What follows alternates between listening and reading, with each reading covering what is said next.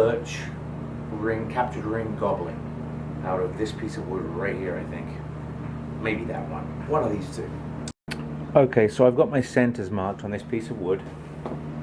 It's 4 inches around, and the length right now is 16 inches. So I think I want my goblet to be maybe 8 inches. Maybe I'll make 2 out of this. I'll cut this right in half. Approximately 8 inches. So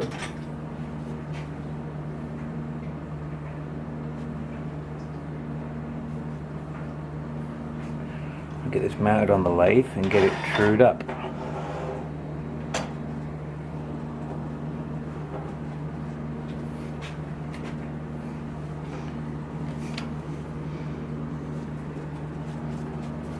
Right, so our speed is down low.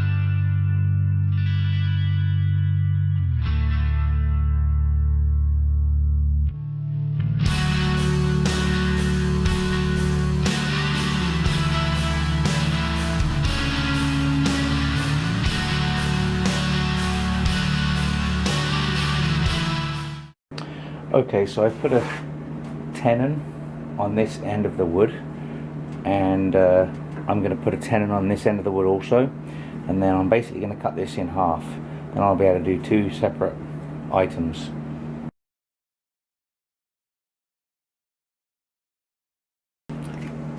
Okay, so I'm going to be turning my goblet from this end of the wood, so I have to decide now the length of my goblet and how much wood to remove, and where my goblet's going to start. So I'm going to have some waste wood down here, about that much.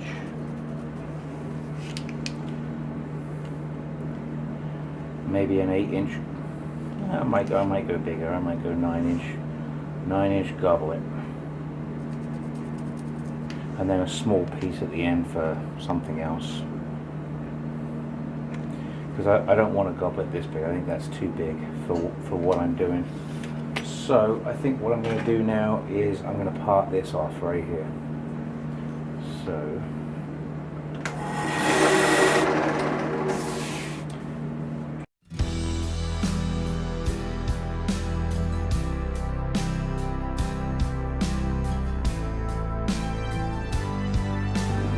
okay. So there's a piece I can use for another project. It has a tenon on the end, maybe a small box or something.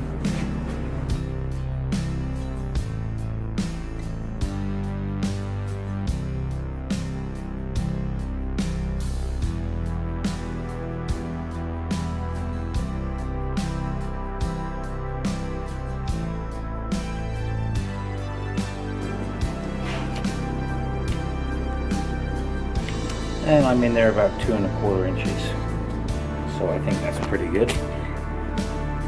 What I need to do now is to shape my inside and my outside of the cup, and then I'll be using my nose cone on the tailstock to support this while I complete the rest of the goblet.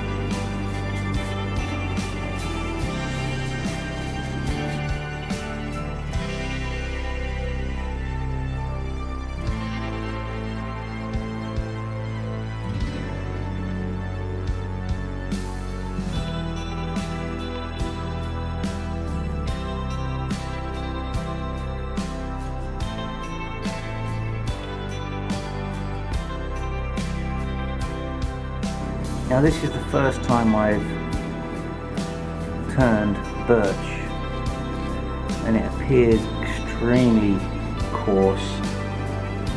A lot of tear out, incredible amount of tear out. So I think with sanding sealer and sanding, I'll get a decent cut. It's not cutting good at all. We'll see what it looks like on the outside.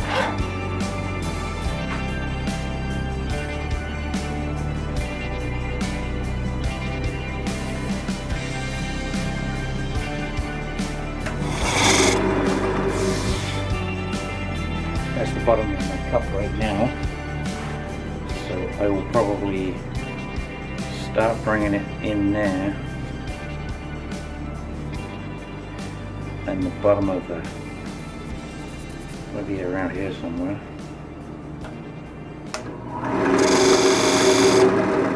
So the cup's going to be in here.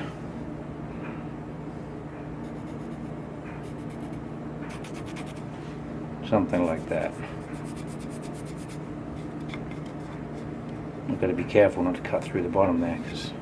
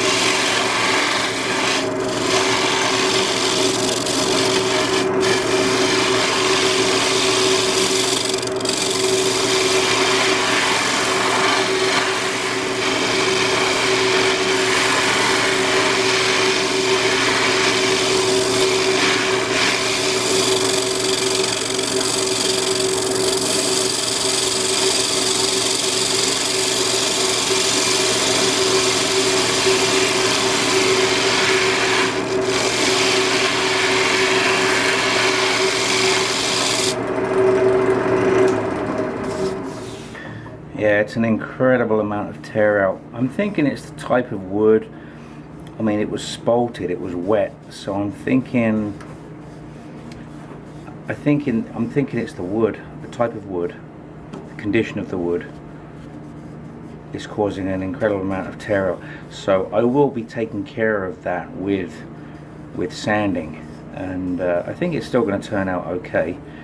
Just not sure about the captured rings though, with wood that tears out like this. We'll have to see how that works out, but I'm going to attempt it.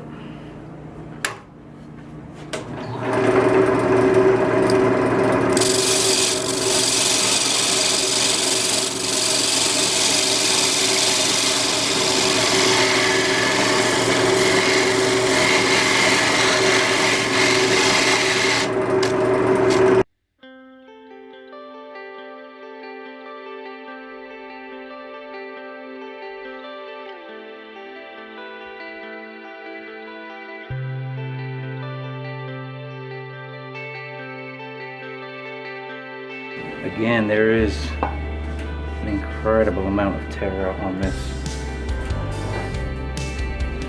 I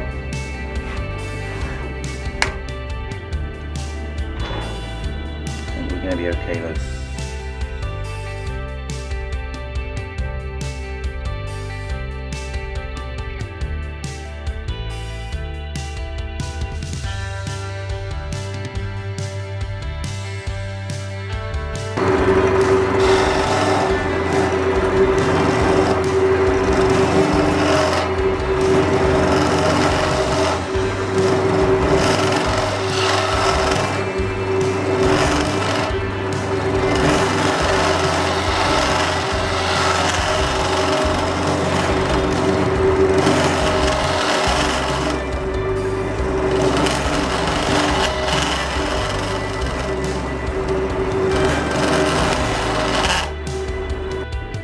So I just had a catch on the lip, but it's not too bad. Actually, sanding is going to take care of that because it's pretty rough anyways.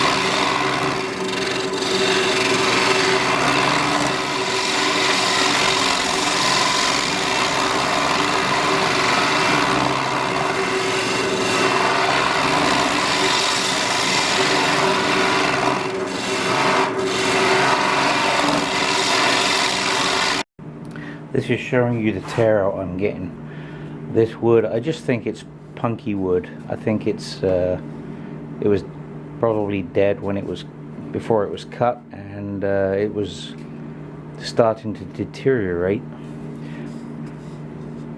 But I think I can get something out of it. So I'm going to sand this section off of camera and then come back when it's sanded down to about, I don't know, 320 thereabouts for now, and then go from there. Okay, so I got this sanded only at 60 and the wood is just deteriorating on me. It is punky, I guess. So what I'm going to do now is I'm going to put some sealer on it to stiffen up the grains of the wood, and that should help. So I'm just going to use the shellac just as a sealer, and then go back to sanding again.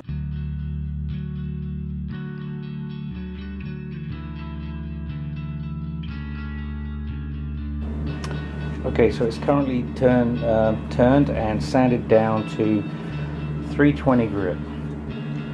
Not 100% satisfied as usual. The rim is not perfect because there's areas of wood that are softer than others. You find that with punky wood. With punky wood you'll find that there'll be a hard section of wood maybe here and a soft section of wood maybe here, and you end up with a rim that's not perfect, but I'm okay with that because it just adds character in my opinion. The fact that I've got the harsh punkiness out of this, I'm satisfied with that. Is it going to be a masterpiece? No, I don't think so, but I think that this piece of wood means something to somebody, because sometimes that's what happens. A piece of wood might have sentimental value to somebody, so I think that's where we're at with this piece. I'm now going to start turning down the stem and the base. Now the inside too is turned and sanded down to 320 grit right now. It will eventually be sanded down a lot smoother, and I may end up giving this wipe on poly finish, I'm thinking, but I've given it a little bit of oil. That helps sanding. I find adding oil when sanding helps get a nice smooth finish. So onwards and upwards with the stem. Now this piece was going to have captured rings in it, but because of the punkiness of the bowl, I think I may try, but I don't think I'm going to succeed with captured rings. But I'll do the process to show you how I do captured rings. but I've got a feeling because of the punkiness of this wood I'm not going to be very successful. These are the two tools that I use when I'm doing captured ring. First of all, I create a bead, and then I encircle that bead with my captured ring tool. This is Robert Sorby, very nice tool. This beading tool was one of my dad's tools. This captured ring tool I got last Christmas from my wife.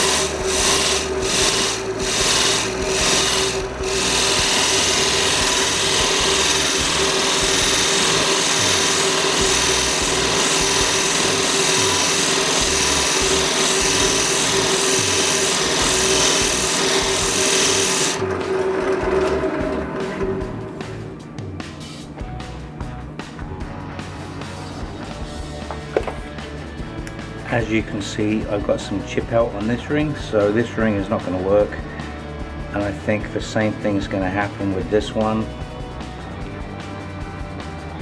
But for fun, we'll see what we can do. I know that Martin Saban Smith recently did a goblet with some, I think they were invisible captured rings, so maybe I'll make these some invisible captured rings.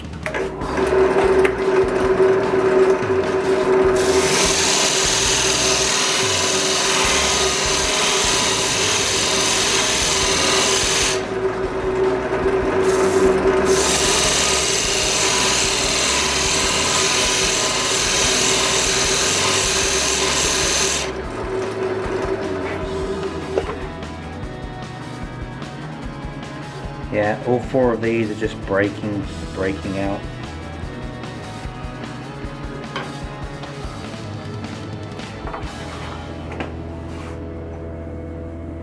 I'll show you what I do.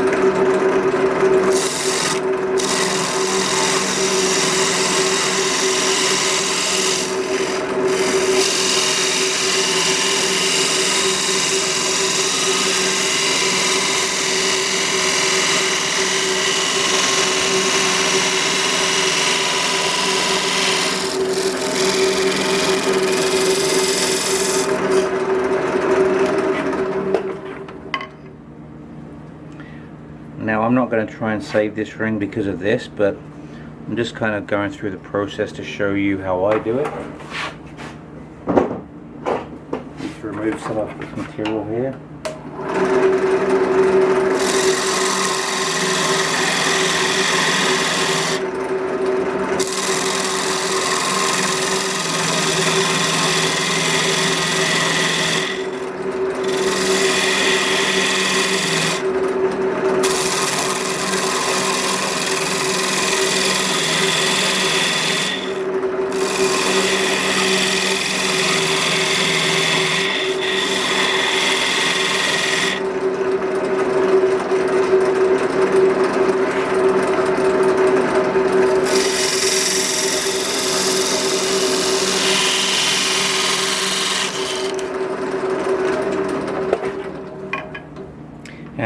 is, just like Martin's captured ring, it broke. But normally I would sand this before I separate it, but because I knew I wasn't going to save it anyway, I didn't bother.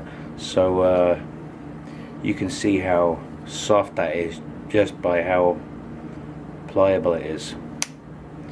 Anyway, so there's one captured ring. Should I have saved it?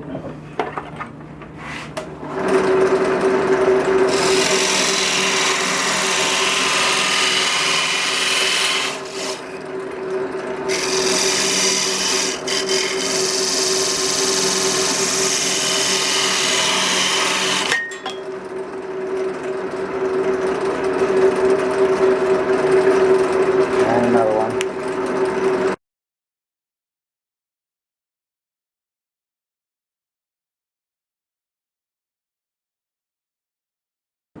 Okay, so at this point I'm going to bring my nose cone up just to steady it, and I'm going to work on my stem.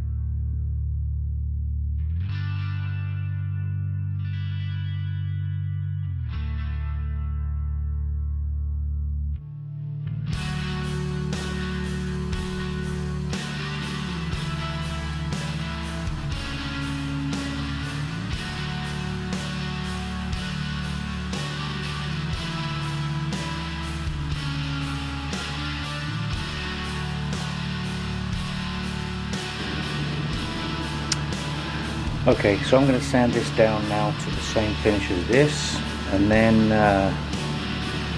I might put a couple of burn lines in the stem.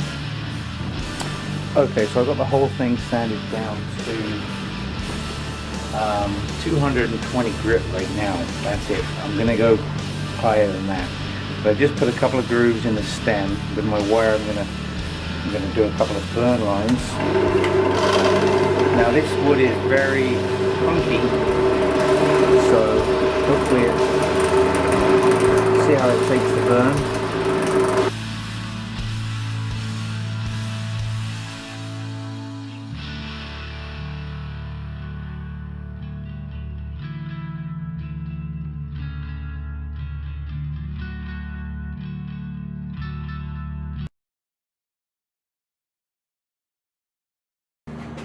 Well, that's the best part of my Saturday gone, making this goblet. I'm quite happy with it. The burn didn't take too well because I think it's because of the oil in the wood prevented it from burning. So maybe next time do burning before any oil is added to the finished product. But overall I'm pretty happy with it. It was very punky. First time I've ever turned birch before. It's got some nice spalting in it. I still have to take the bottom off. I'm gonna do that later, but overall I'm pretty happy with it. I'll post a couple of photos at the end. Thanks for watching, appreciate it. If you haven't done so already, please subscribe, then you can watch my videos as they come up. I try and post videos every week or so, and I try to change it up, do different things rather than being repetitive. I do enjoy making bowls, or that's one of my favorite things, but I do need to start making small goblets. Doesn't really touch Mike Walt's goblets, he's the goblet king, and my invisible rings, just like Martin's, I made them to the specifications that Martin Saban Smith